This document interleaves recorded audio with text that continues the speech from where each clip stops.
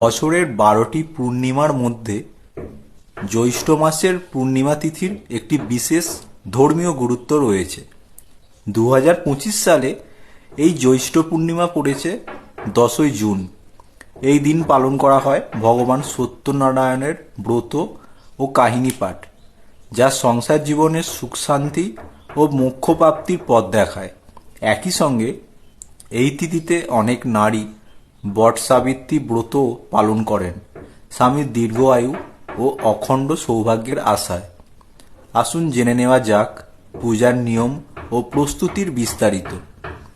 জ্যৈষ্ঠ পূর্ণিমা ২০২৫ সালের ১০ই জুন পড়েছে। এই তিথিতে ভগবান সত্যনারায়ণের কাহিনী পাঠ ও পূজা বিশেষভাবে গুরুত্বপূর্ণ। একই দিনে বটসাবিত্রী ব্রতও পালন করা হবে।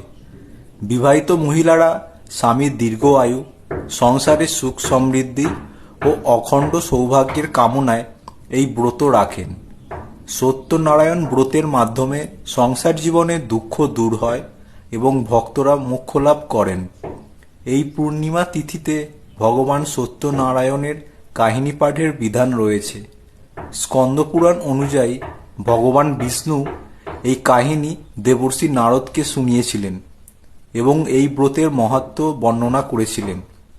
সাধারণত এই ব্রত পূর্ণিমা, একাদশী বা বৃহস্পতিবার পালন করা হয়। পূজার জন্য যেসব জিনিসের দরকার: সত্যনারায়ণ পূজার জন্য প্রয়োজন হবে ভগবান সত্যনারায়ণের প্রতিমা বা ছবি, ধূপ, দীপ, চাল, কলস, হলুদ, কালো সুতা, পঞ্চামৃত, প্রসাদ, উপবীত, নারকেল, যজ্ঞ সামগ্রী, জব, ফল, ফুল, তুলসী পাতা, পান সুপারি, দক্ষিণা এবং সত্যনারায়ণ ব্রতকথার বই। পূজার প্রক্রিয়া: সকালে উঠে স্নান সেরে ব্রতের সংকল্প নিতে হবে। এরপর যদি সম্ভব হয় কোনো পুরোহিত বা পণ্ডিতকে ডেকে কাহিনী পাঠ ও পূজার আয়োজন করুন।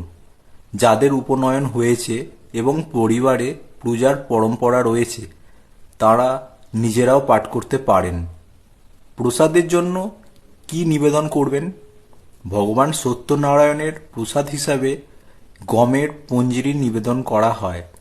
এটি তৈরির জন্য গমের আটা ঘিতে ভেজে তাতে চিনি ও ৫ রকমের মেওয়া মেশানো হয়। ব্রত পাঠ ও পূজা শেষে আরতি করুন। যজ্ঞ ও প্রসাদ বিতরণের মাধ্যমে পূজা সম্পূর্ণ করুন।